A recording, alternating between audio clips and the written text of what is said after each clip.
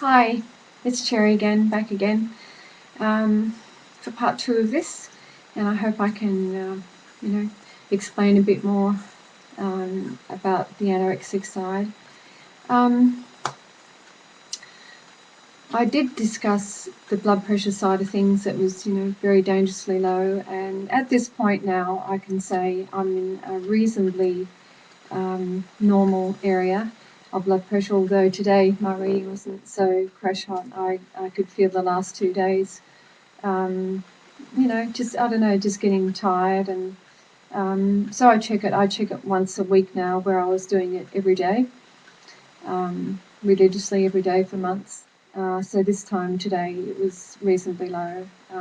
It's like a 112 over, I can't remember now, 62, something like that. But my BP pulse was not too bad, so that was within normal range. So, but at the same time, it still makes you feel a bit tired and whatever.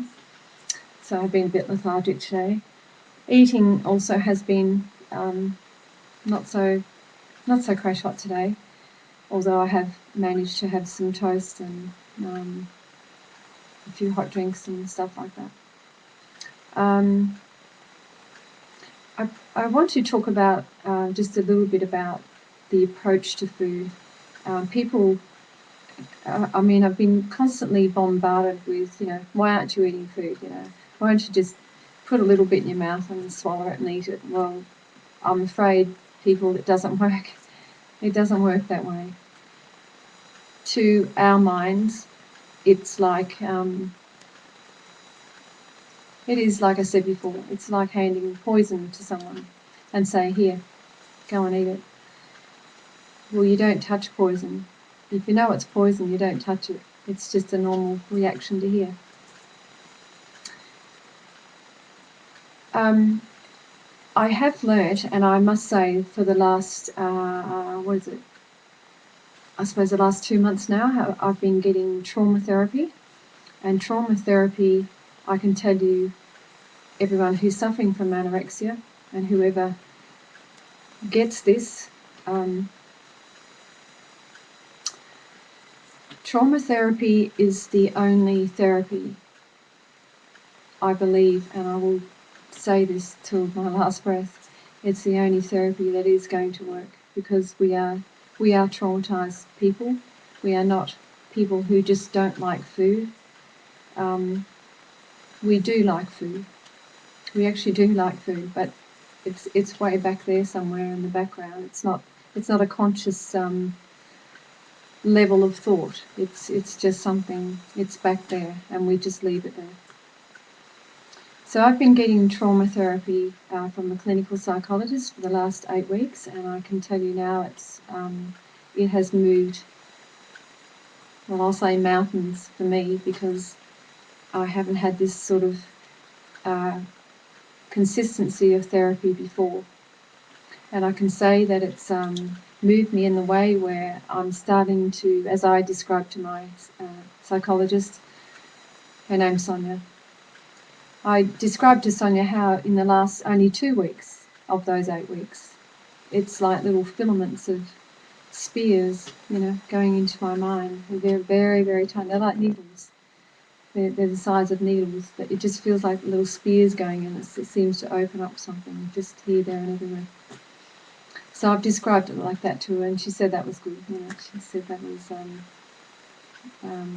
a great way of putting it. As far as understanding it, but she does understand what I mean. So I'm hoping you guys understand what I mean. I know anorexics will be pushed to the point of too much. I don't want to be too severe with this, because we do need medical points to some degree sometimes. I just want to say that when we're taken to a wrong area as an anorexic, we can't go any further. We're more likely to regress and go back.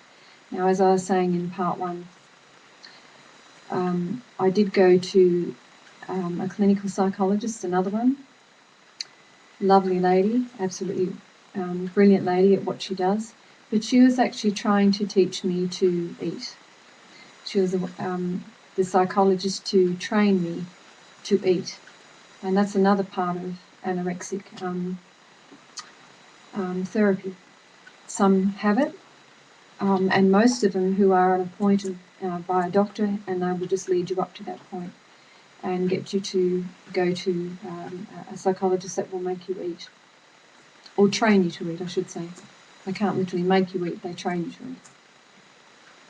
So having said that, I was there for about 2 months and it wasn't working, and I know it wasn't working because I said before, I gained probably near enough to a kilo, then I lost it and I kept losing it. And then it became an angry thing. I was getting angry in my head. And I refused to go, and I wasn't going to go, and I didn't want to go anymore because I knew, logically speaking, this is not working. It is not going to work. Anorexics have trauma. And I want to say that it's not something everyone around us can tell us otherwise. We don't even understand. I still, to this point, don't really comprehend what I'm doing. Although I'm sitting here and I am a logic thinker by nature,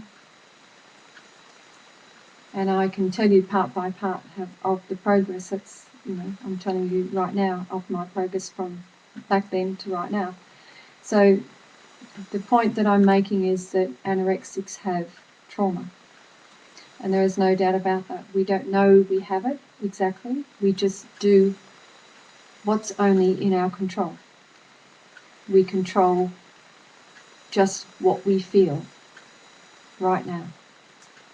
So if someone tried to make me, and I've had this before so many times, if someone even in my family or in friends or whatever, if they try to just even push you towards getting you to eat something, it's not going to work because it doesn't work that way. It's like a whopping big damp blanket. We're pretty much like volcanoes of hot lava, which is all the emotions, of course, suppressed emotions. It's like a whopping big lid put on this volcano, and when this thing explodes, it's got to go everywhere. It's got to go everywhere. So it's got to release, and this is all part of the anorexia, and our feelings and our emotions from the past, and whatever has happened to any anorexic, we still don't really understand until we get it all out, but whatever's happened has been pushed right down, it's suppressed, and it will not move. It will not move until a therapist that's worth their weight in gold is going to unleash that. So I feel very sorry for a lot of anorexics.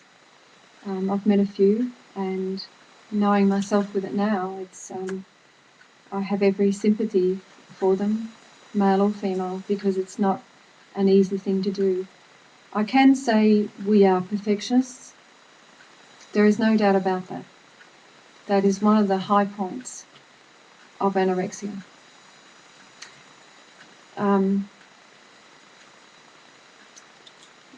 We are perfectionists. There is no doubt about that. And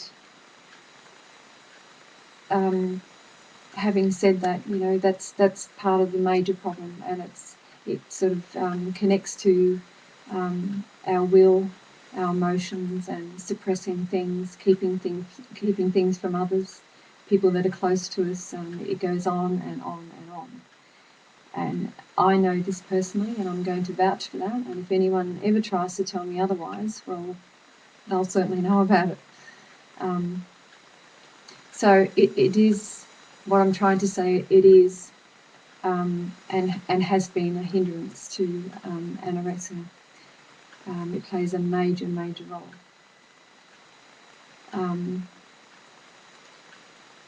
There are some very strange things that we do, I guess. I mean, I'm only saying this because I've had the therapy to sort of tell you what I've done when I haven't even really known what I've done, and I can sort of smile a bit about it now. But it's just such a natural thing for us to do. For instance, like we do have a habit of, and I still do it now. It seems strange, but we have a great big thing about cooking. Now, it might sound very simple, but we have a wonderful thing about getting all these ingredients and making wonderful things and masses of food, and to put it out even on display and invite people over for dinner parties. So anorexics do go through this nearly every day, pretty much. I do still. We go out and buy wonderful machines. I've actually purchased an ice cream machine, and I have a pasta machine, and I have, what else do I have? I can't even think at the moment, but I did deliberately go out and buy this ice cream machine thinking that, all right, I'll make soy ice cream being a vegan, and I might be able to just, try a bit. Well, I can tell you now, it's still stuck on the end of my table, and it's still sitting there. I did manage to put the bowl into the freezer, bring it back out, and then I'll put it back in again. It's not that I probably don't want to make it, but it's more like it's the issue that's going on in my mind. And that issue, I can tell you heaps of more stories or the logic about those issues. It's all a matter of control. We are people that keep our feelings in control. There was a very good question. I ask many questions when I go to therapy, and there's one that I have continually had in the back of my mind for quite a long time. And it's the question of, why does food have to affect us like this? Why is it food? Why can't it be drugs, alcohol, or a bad sexual behaviour, or anything that's habitual, or even gambling? So I did ask why, because I can't answer it. There's no way in the world I could answer it. I'm an anorexic, so I can't answer it. So it makes sense now that it's just simply because the very fact that we're human, we eat and we drink, we have absolutely total control over what we do as far as we eat and drink. Now, I'm talking about eating specifically here. So when we eat, for instance, we can go up to food and we can say, right, well, I'm going to eat that amount and I'm going to stop eating. And you can go into a shop and say, I want one of those and one of those and one of those. You might go into another shop and say, I want one of those particularly because I like it. You might go back to a bench somewhere or even take it back home and start eating it. But you still have a choice and you still have a control of how much you want to eat of that. You might eat the whole lot. You might eat a third of it, a quarter of it, halfway, whatever. But the point that I'm making is you have control. You have all the time, being normal or anorexic, you have the control. And food is just one of those very basic human things that we do, that's innate. That's a natural thing to do. So naturally we're going to have control. We don't have to eat when we don't want to, even not being anorexic. You can eat as much as you like if you want to, even not being anorexic. Of course we can't, but when you're not anorexic, you can stop and start as you please. So basically what I've learned, and it's a very big thing, that because anorexics get hit like this, we're perfectionists, we control it. And we don't really understand we're doing it. Because food is just one of those basic, or eating rather, is just one of those basic human things that we do from the time we're born. So having learnt that and understanding that now is a very big thing. because I know that, for instance, I approached, a lovely banana that I had at home. I mean, I usually would like bananas. As a kid, I loved them. I probably eat a million of them a day, it wouldn't worry me. But now, I can look at it now, like today, I took, about that much. And I still have to think about it because I'm in control. I still have to think about it. I still have to weigh everything up before that piece goes into my mouth. And this is what we do. It's a thing of being perfectionist. It's a thing about, control. We're in control. But we don't misunderstand me. We don't do it consciously. This is not a conscious thought. This is all about subconscious. It's about survival. Anorexics have a survival pattern, and it's extremely strong, to the point where, hello, we're anorexic, there you go. So having putting this little piece of banana in front of me, I'm getting a tiny bit better at it, but I still have to train myself to think, well, okay, you have a will to control things too, but it's coming from the subconscious, it's not a conscious thought. So it takes a bit of time to even put this into my mouth and eat it. It's not the taste that's bad. The taste of food, I believe, to any anorexic is fine. It's not a taste at all. It's just controlling. So it's all subconscious thoughts. It's all to do with trauma. If you connect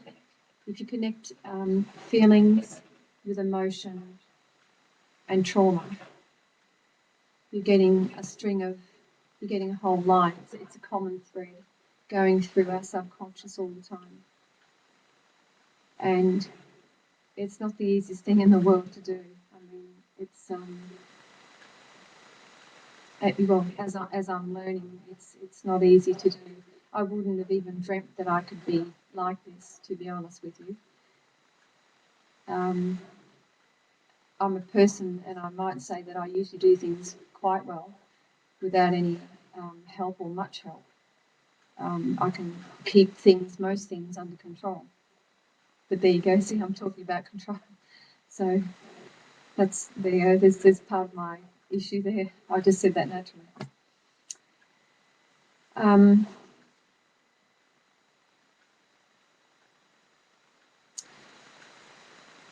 Yes, anorexics also go through, I know that I've gone through some weird feelings of dream time too. Dreaming is not a nice thing sometimes.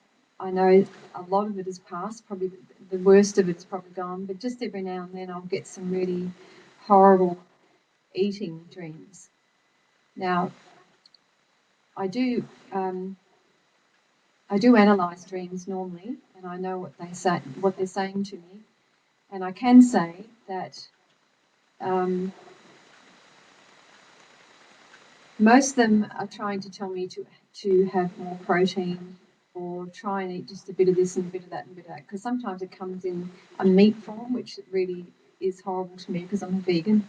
The next part will probably be like a lettuce or a carrots or beetroot or something like that. So it's in that type of form. But the problem is with me, because if I don't eat much in the day, which I don't anyway, I could put it on my hand, virtually the palm of my hand, what I do eat per day.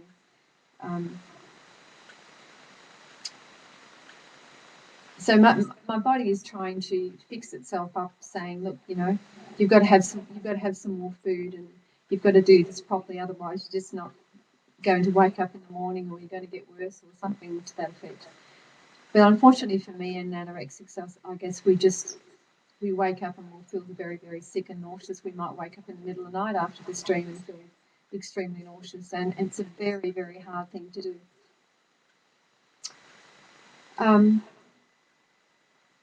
The other thing, there's a lot of things that happens to us. One of the other things I'll finish off with is panic. The panic side of things with this is extreme. I suppose for me, it's only just gone through I don't know, probably the last 4 weeks, 5 weeks that I've had some form of control. It's through practice, I guess, or it's retraining. I've got to get rewired again properly in the back of my brain somewhere to control this a bit better. You know, it's like a teaching myself. And this is all through therapy. So with panic situation, it is very extreme. I can give you an example where if I make a piece of toast, it's a simple thing where I would have just freshly ground peanut butter on the top or Vegemite or something. Not a lot, by the way, because that's all controlled as well. So I'll literally have to cut half the toast and have half that piece of the toast. I will leave the other half out into the kitchen where I can't see it because it's a visual thing as well. Because it goes straight to the brain, sending messages there's too much. So it's all proportionized in our brains. So that plays a big part too. That's probably another story I can tell some other time. So if I bring the half a piece of toast out and start to eat, instantly I can go into a panic because, well, firstly, I don't really understand. Like I said before, we don't understand exactly what it is. Sometimes it happens so quick we don't even realise it's happening. It's not a thing where it usually sort of builds up too much. So mine are very instant. And it's very cruel. And it's very hard to control. It's something I don't want to go through for the rest of my life, although it's eased off a little bit, but I'll tell you about that sooner or later. So the panic turns me into perspiring hands. My whole face will go hot, sometimes a bit cold, but my brain just goes into a mess. My heart starts to palpitate very fast, and it is really just a whole, and you get, of course, the nausea is so strong. It's extremely strong to the point where you feel like you want to vomit. And it's the panic situation that you're trying to get out of it, because we are perfectionists. And for us to not control that panic is a panic in itself. And that's very cruel. It's a very cruel thing. And I'm sure most anorexics would understand that. So for me, what I have to do is the first thing you want to try and do in a panic, and you're panicking to try and get out of this, is to go and get out of it. And it's really, really hard. So for me personally, what I do, and it seems to work reasonably quick, is I go to the bathroom and just splash my face continually with freezing cold water. Because what that does is send other messages to your brain. It's something of this coldness going to your skin. So it sends all the messages, okay, it's cold, you don't like it. So it starts to turn off the other panic. And the other thing I do is put essential oils, drops, on each nostril, sweet orange oil, or peppermint, or spearmint, something like that. Even eucalyptus is good, as long as it's essential oil and nothing that's chemical. So I do that, and I do it very quickly. And I've even had times, and I do it a lot too, is slapping my face. Really, really, really hitting your face hard, because what it does is sends other signals to the brain to try and turn off that panic, and it does work. So all those combination things I do very quickly all at once to get out of this, because it is not nice. And the last thing we want to do is we want to vomit. I mean, it's the last thing that you want to do.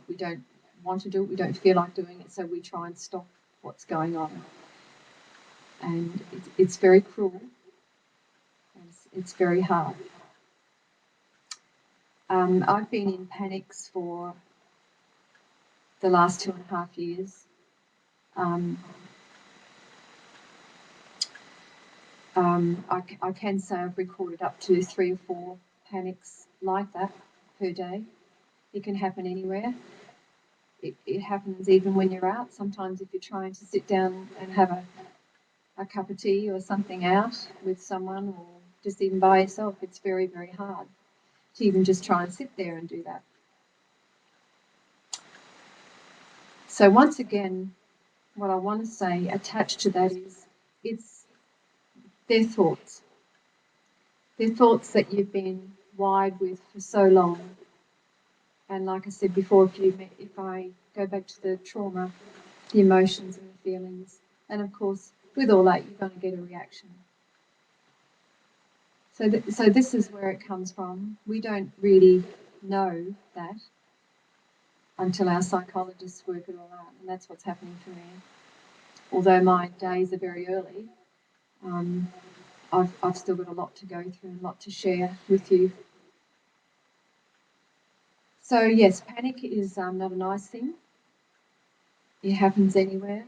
It's very cruel. And there's been many times I've had to walk away from situations very, very quickly.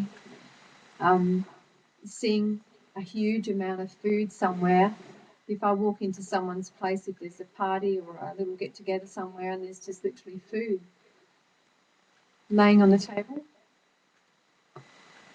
you can imagine what's going to happen. Yes, panic. So I have to walk away. And the other part is it's very, very hard is if I'm asked to go out for tea, or if I'm asked to sit down at a table with someone for tea, or anything, just anything simple, even if it's just a couple of biscuits on a plate and a teapot comes out with a teapot, it seems to conjure up control from the other party, from the other person. So once again, we have people who have been in control for so long, and we're still trying to do it because the other people inside of us are telling us not to go there. I know it sounds very complicated, but we're trying to get in control all the time because we're so damn used to it, and we're so we just can't get out of control.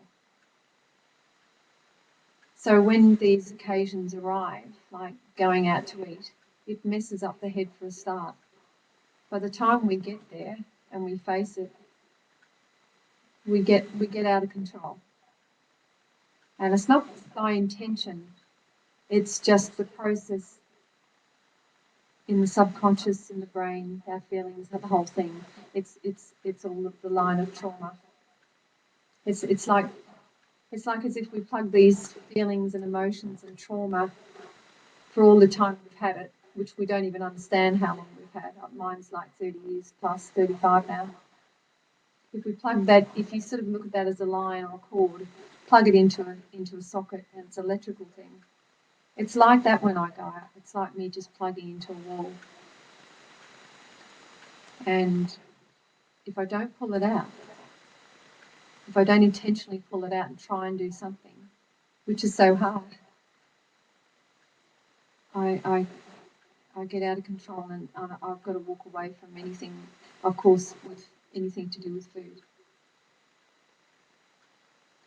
I'll finish off with just a little bit about, I could elaborate a bit later, but proportions of food goes along with this too. So it's the proportions of food in front of me, and I'm talking about even at home, where I explain with a bit of banana, it has to be that big.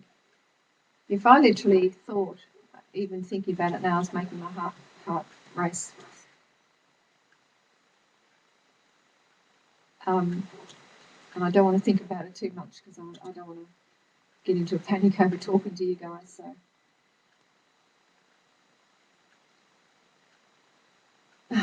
excuse me. It's just, it's a thought of what I just thought about. It's not good. If I'll try and get through this. If I even think about doing the whole thing with that banana, for instance, it's just, I would be slipping into a panic very quickly, because food is a proportional thing. Anything we put into our mouth is with food, like even just some vegetable or fruit, or even just a grape, even an olive.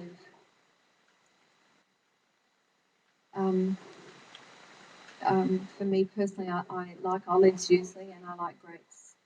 So I'll give you an example of that. I bought some grapes, and I've had grapes given to me. If I look at the bag of grapes, for instance, I will immediately size them up. I can't just take a grape and think I'm going to eat it, because it doesn't work that way. It's a thing about control again. It's a thing about sizing up how much proportionally we're going to put into us. So I'll stick around and try and look for the smallest grape. And if it's too big, I'm probably looking at something, that size. If it's too big, I will literally bite only a little bit and throw the rest away. So that's a thing of, that's an indication of control, and I still do it to this day. I still do it. I haven't mastered the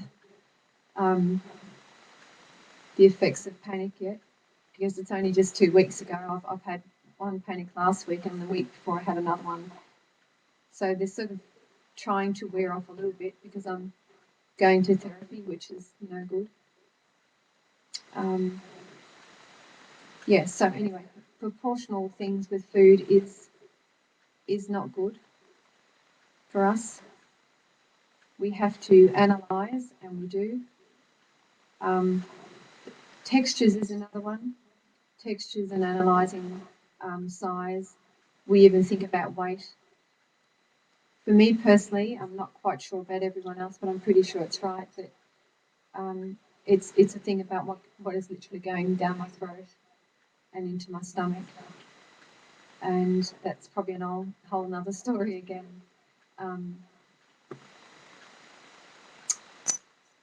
So anyway, there's a lot to talk about, and what I'll try and do is cover as much as I can and get through what's happening with me, and literally the progression of my therapy, because I do believe this is going to be beneficial for other anorexics, and of course myself. And for the non-anorexic, I think it's good in the sense where people can start to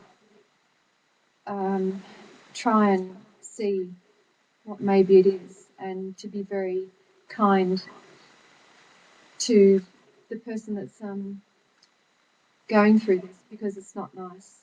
It's not a nice thing at all. And the last thing we need is torment and being pushed and shoved in the wrong direction, because it is a very cruel thing. We don't want it to be there. We didn't ask for it to be there. It has just, it's just got there. And it is trauma, and it is something I don't wish upon anyone to have. And I know what it's like to be very close to death with anorexia.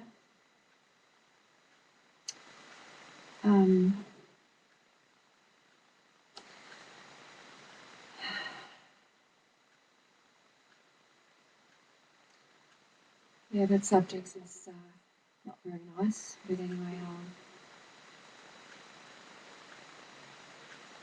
I'll get past that one now. Anyway, till next time, and I'll talk about some other things. So bye for now.